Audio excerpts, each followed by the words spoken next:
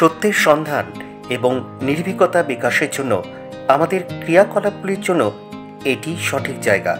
কারণ একদিকে বিদেশিদের লোহার বোল্ট এবং অন্যদিকে মাদার প্রকৃতির বজ্রপাত। সুপ্রভাত, সবাই কেমন আছেন? আজকে আমরা দেখাবো গুজরাট পর্বের দ্বিতীয় একটি অধ্যায়। সেখানে আজকে আমরা যাব সবরমতী আশ্রমে। আমরা অলরেডি এখন অটল ব্রিজের কাছে চলে এসেছি। তো অটল ব্রিজটা আমরা এখানে দেখাচ্ছি না, কারণ আমাদের আগের ব্লগে অটল ব্রিজ আমরা ইউটিউবে এবং ফেসবুকে দেখিয়েছি। তো এটা আমরা জাস্ট দেখাচ্ছি নিচ থেকে কি সুন্দর লাগছে। আমরা উপরটা দিয়ে দেখিয়েছি। আমাদের এই পর্বে আমরা সবরমতী আশ্রমটাকে আপনাদেরকে দেখাবো, আমাদের সাথে থাকুন। আমরা এই মাত্র জাস্ট গাড়ি থেকে নামলাম, লাঞ্চ করেছি। লাঞ্চ করে তারপর আগে হোটেলে গেছিলাম অটল ব্রিজ থেকে, তারপর লাঞ্চ করলাম। লাঞ্চ করে এখন আসলাম হচ্ছে সবরমতী আশ্রমে। আশ্রমে ঢোকার পথে এই ফুলগুলো দেখে থমকে গেলাম, এত সুন্দর লাগছিল, তাই ভাবলাম একটু ক্যামেরা বন্দি করি। তো এখন আস্তে আস্তে আমরা ভেতরে যাচ্ছি, ভেতরে ঢুকে গেছি অলরেডি। এটাই হচ্ছে আশ্রমটা, এই দেখতে পাচ্ছেন। 36 একর এই জায়গাটায় আশ্রমটি গড়ে উঠেছিল। মানচিত্রে আমরা দেখাচ্ছি এই আশ্রমে কি কি রয়েছে: গান্ধী স্মারক সংগ্রহালয়, হৃদয়কুঞ্জ, মগধ নিবাস, উপাসনা মন্দির, উত্তক মন্দির, বিনোবা মাম্বিরা কুটির, নন্দিনী, মাই লাইফ ইজ মাই মেসেজ। তো আমরা প্রথমে যাব হচ্ছে হৃদকুঞ্জ। তো ওখানটা আপনাদেরকে দেখাবো, চলুন। সামনেই আছে রাস্তা, সেটাও দেখতে থাকুন। তো এই রুমটাই হচ্ছে গান্ধীজির রুম। এই রুমটায় গান্ধীজি থাকতেন। চলুন এবার আস্তে আস্তে ভেতরে ঢুকছি। এই দেখুন, এখানটায় লেখা রয়েছে কস্তুরবাস রুম, অর্থাৎ গান্ধীজির ওয়াইফ, তার রুম ছিল এটা। ছোট্ট একটা এক কামরার রুম দেখতেই পাচ্ছি। আর এই যে এটা হচ্ছে গেস্ট রুম, কোনো গেস্ট আসলে এই রুমটা তাদের জন্য ব্যবহার করা হতো। রুমগুলো যে খুব একটা বড় তা কিন্তু নয়, দেখতেই পাচ্ছেন। চলুন এবার আস্তে আস্তে বাইরেটার দিকে যায়। আরো অনেকটা বিশাল বড় আশ্রম, যেটা ঘুরে আপনাদের দেখাবো। 7 থেকে 79 বছর বয়স পর্যন্ত উনি যা করেছেন, আচ্ছা, এটা এখানে বলা আছে। পোরবন্দরে জন্মগ্রহণ করেছে, যেটা আমাদের অন্য ব্লগে অবশ্যই দেখাবো। হ্যাঁ। তারপরে এডুকেশন 76 সালে, 82, 87 পর 7, 13, 18, 19 বছর বয়স, 22 থেকে একদম 79 বছর বয়স পর্যন্ত তিনি মহাত্মা গান্ধীর টোটাল একটা জীবনযাত্রাকে এখানে একটা সংক্ষেপে, একদমই তাই, উনি কি কি করেছেন তার সংক্ষেপে বর্ণনা এখানে দেওয়া রয়েছে। সত্যাগ্রহ আশ্রমটি 25 মে 1915 তারিখে আহমেদাবাদে গুজরাটে প্রতিষ্ঠিত হয়েছিল, যখন মহাত্মা গান্ধী 25 জন বন্দী নিয়ে দক্ষিণ আফ্রিকা থেকে ফিরে এসেছিলেন ভারতে। আশ্রমটি 17 জুন 1917 সালে সবরমতী নদীর তীরে স্থানান্তরিত হয়। আর এই যে এই রুমটি দেখছেন, এটা হচ্ছে রান্নাঘর। রান্নাঘরটা যে খুব একটা বড় তা কিন্তু নয়, পাশেই দেখুন একটা জানলা রয়েছে।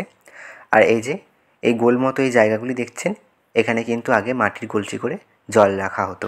সেই সময় ইউজের কিছু কিছু জিনিস এখানে দেখুন রাখা রয়েছে। যেটা গান্ধীজির হাতে অরিজিনাল ওয়াকিং স্টিকটা ছিল, সেটা হচ্ছে এটা লম্বাটা।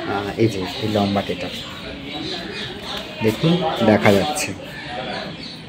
আরেকটা হচ্ছে ওইখানটা আমি দেখানোর চেষ্টা করি, যে যেটা পট ঘটির মতন দেখতে পাওয়া যাচ্ছে, এখানটা হচ্ছে মহাত্মা গান্ধীর চিতাভস্য এখানটা রাখা হয়েছিল।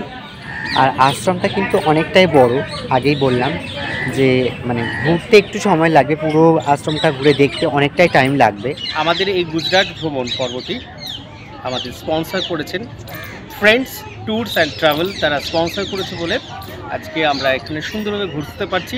আপনারা অবশ্যই আসবেন ফ্রেন্ডস ট্যুর অ্যান্ড ট্রাভেলের সাথে, বিকজ এদের সাথে আমরা এসে বুঝলাম একটা ঘরোয়া পরিবেশের মধ্য দিয়ে এরা প্রত্যেকটা জায়গা অত্যন্ত সুন্দরভাবে ঘোরায়। যেতে গিয়ে একটা জিনিস চোখে পড়লে, দেখুন প্রচণ্ড টিয়া পাখি গাছ এখানে প্রচুর আছে। এটা নিম গাছ, নিম গাছে প্রচুর টিয়া পাখি। দেখুন একটা টিয়া পাখি খাচ্ছে এখন। এটা আছে বিনোবা কুটির অর মীরা কুটির বলা হয়।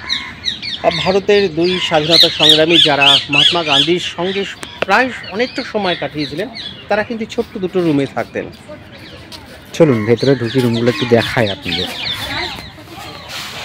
ছোট্ট ছোট্ট রুম, খুব বেশি বড় না রুমগুলো।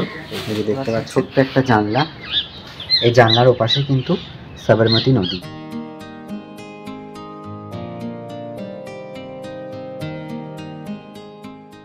দেখুন কত টিয়া পাখি আর পায়রা একসঙ্গে খাবার খাচ্ছে।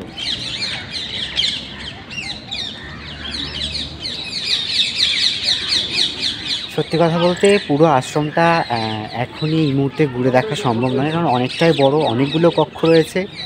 তো সে কারণে আমরা যতটুকু পারছি, যতটা পারছি আপনাদেরকে দেখানোর চেষ্টা করছি। এই হচ্ছে মিউজিয়াম।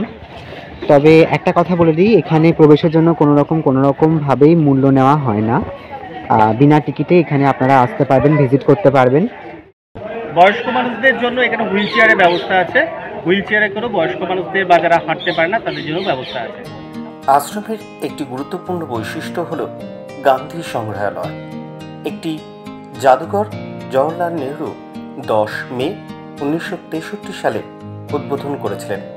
এর 5টি ইউনিট এবং একটি লাইব্রেরি, 2টি ফটো গ্যালারি এবং একটি অডিটোরিয়াম রয়েছে। ওই যে মিউজিয়ামটা আপনারা দেখছেন, এই মিউজিয়ামটি কিন্তু খুব সুন্দরভাবে প্রত্যেকটা জিনিস ব্যাখ্যা করা রয়েছে। গান্ধীজি কোন সময় কি করেছিলেন, কোথায় গিয়েছিলেন, এখানে কারা কারা এসেছিলেন, সমস্তটা এখানে পুরোভাবে দেওয়া রয়েছে। অয়েল পেন্টিং গ্যালারি দেখলেন, মানে পিকচার গ্যালারি, এটা কিন্তু অরিজিনাল অয়েল পেন্টিংস, ঠিক আছে। আর এটা শ্রী হীরালাল খত্রি অ্যান্ড শ্রী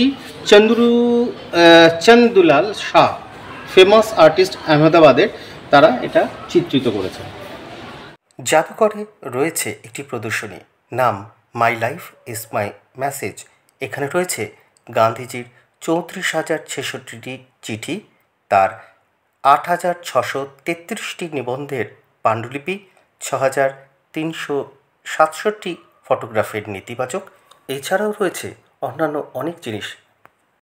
তো যতটা পারলাম আপনাদেরকে প্রত্যেকটা কক্ষ ঘুরিয়ে ঘুরিয়ে দেখালাম। চলুন এবার যাব সাবরমতী নদীতে, নদীর ভিউটা আপনাদেরকে দেখাবো। চলুন। আমাদের গুজরাট ভ্রমণের সম্পূর্ণ ট্যুরটি আমাদের স্পন্সর করেছেন friends tour and travels. Friends tour and ট্রাভেলসের ডিটেলস আমি স্ক্রিনে দিয়ে দিচ্ছি, যারা ইউটিউবে দেখবেন আমি ডেসক্রিপশনে দিয়ে দেবো। তো চাইলে আপনারা যোগাযোগ করতে পারেন ফ্রেন্ডস ট্যুর অ্যান্ড ট্রাভেলসের সঙ্গে। ভীষণ ভালো আতিথেয়তা, ভীষণ ভালো ব্যবস্থাপনা এখানে পাবেন আপনারা। সামনেই হচ্ছে সাবরমতী নদী। চলুন, পুরোটাই বাঁধানো দেখতে পাচ্ছি। এই আশ্রমটি যেহেতু পরবর্তীকালে সাবরমতী নদীর তীরে স্থানান্তরিত হয়, তাই নাম হয় সাবরমতী আশ্রম। তো আমার পিছনেই হচ্ছে সাবরমতী নদী, ভীষণ সুন্দর একটা অ্যাটমসফিয়ার। আর পুরো দেখছেন লনটা পুরো বাঁধানো রয়েছে, স্টেপ বাই স্টেপ বাঁধানো আছে। অসম্ভব সুন্দর ভিউ, যেটা আমরা অটল ব্রিজ থেকে দেখতে পেয়েছিলাম পুরোটা, আর এখান থেকেও পুরোটা দেখা যাচ্ছে। ভীষণ সুন্দর একটা অ্যাটমসফিয়ার দেখায় আপনাদের। মহাত্মা গান্ধী এই নদীর তীরে আশ্রমে কাটান 1915 সাল থেকে 1933 সাল পর্যন্ত। একটু শান্তি আর একটু নিরিবিলি পরিবেশে সময় কাটাতে চাইলে আপনারা আসতেই পারেন সাবরমতী আশ্রমে। আর সাবরমতী নদীর তীরে বসলে বিকালবেলা মনটা সত্যিই ভালো হয়ে যায়। তো ফ্রেন্ডস ট্যুর অ্যান্ড ট্রাভেলসের দুজন সদস্যকে আমরা এখানে পেয়ে গেছি। কেমন লাগছে বলুন ঘুরে? খুব সুন্দর লাগছে, খুব ভালো লাগলো, কারণ নতুন জিনিস দেখলাম অনেক কিছুই। একদম ভীষণ শান্তিপ্রিয় একটা জায়গা। জাতির জনক গান্ধীজির সম্বন্ধে আমরা অনেক কিছু জানতে পেরেছি। একদমই তাই। তো আজকের পর্বে আপনাদেরকে দেখালাম অটল ব্রিজ, যেটা অলরেডি আমাদের দেখানো আছে ভিডিওতে, আর এখন দেখালাম হচ্ছে সাবরমতী আশ্রম। তো আজকের ভিডিওটা কেমন লাগলো সেটা আমাকে কমেন্টে অবশ্যই জানাবেন। ভালো লাগলে লাইক, কমেন্ট, শেয়ার করে দেবেন। আর ভালো থাকবেন সবাই, সুস্থ থাকবেন, সাবধানে থাকবেন। দেখা হচ্ছে খুব তাড়াতাড়ি নতুন আরেকটি পর্বে। টাটা।